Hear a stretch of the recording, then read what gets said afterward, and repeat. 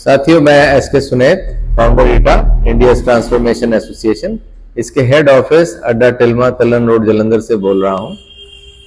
आज जो ये हम खास वीडियो बनाने जा रहे हैं वो वीडियो है कि आज आपको पता है कि 3 जनवरी है और आज भारत की एक सबसे बड़ी जो एजुकेशनिस्ट है, जिन्होंने लोगों को शिक्षित करने के लिए बहुत ज़्यादा काम किया, सावित्रीबाई फुले, उनका जन्मदिन है।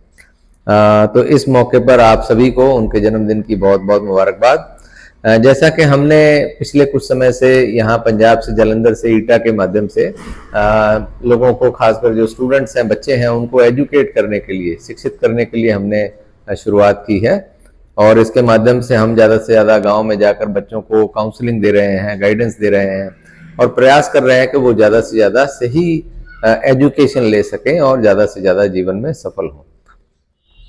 तो क्योंकि आज सावित्रीबाई फुले जी का जन्मदिन है, तो मैंने सोचा क्योंकि भारत में शिक्षा के ऊपर शुरुआत करने वाले जो लोग हैं, उनमें सबसे बड़ा नाम उनके पति ज्योतिराव फुले और सावित्रीबाई फुले का आता है। क्योंकि उन्होंने आज से लगभग 200 पौने 200 साल पहले पूना में इस देश में पहली बार लड़कियों के लिए स्कूल खोला और फिर ऐसे लोगों के लिए, ऐसी जातियों के लोगों के लिए स्कूल खोला जिनको पढ़ने लिखने नहीं दिया जाता था।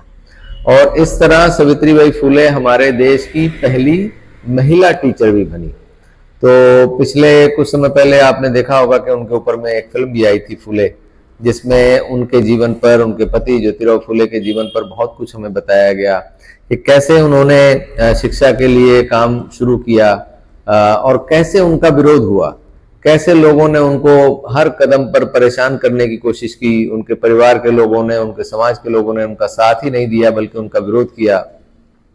बहुत सारे ऐसे भी लोग थे समाज में जो नहीं चाहते थे कि औरतें ज़्यादा से ज़्यादा पढ़े लिखें, या ऐसे लोग जिनको पढ़ने लिखने नहीं दिया जाता है वो पढ़े लिखें। तो ऐसे लोगों ने भी उनको बहुत परेशान करने की कोशिश की, बहुत उनको दबाने की कोशिश की।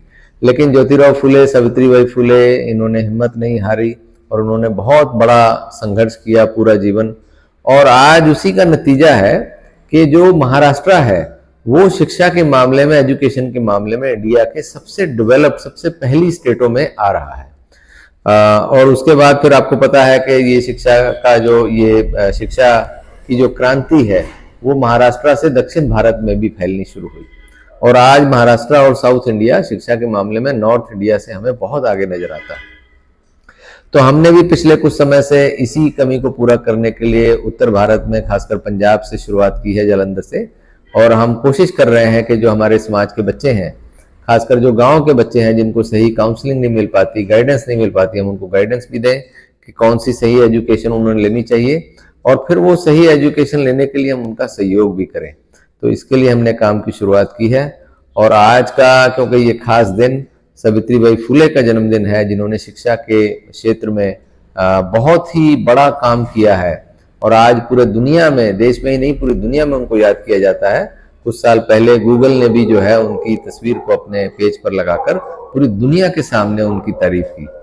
तो इस मौके पर आप सभी को एक बार फिर सावित्रीबाई फुले के जन्मदिन की बहुत बहुत मुबारकबाद। और हम उम्मीद करते हैं कि उनसे प्रेरणा लेकर, खासकर हमारी जो महिलाएं हैं, औरतें हैं देश की, वो उनसे प्रेरणा लेकर ज़्यादा से ज़्यादा न सिर्फ खुद शिक्षित होंगी बल्कि अपने बच्चों को, अपने समाज को भी शिक्षित करने में ज़्यादा से ज़्यादा अपना योगदान देंगे। तो आप सभी से बेनती है कि आप इस वीडियो को ज़्यादा से ज़्यादा शेयर करें।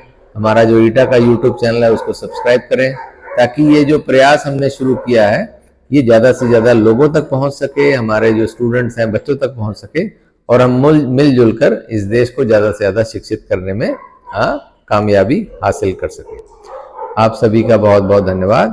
Thank you.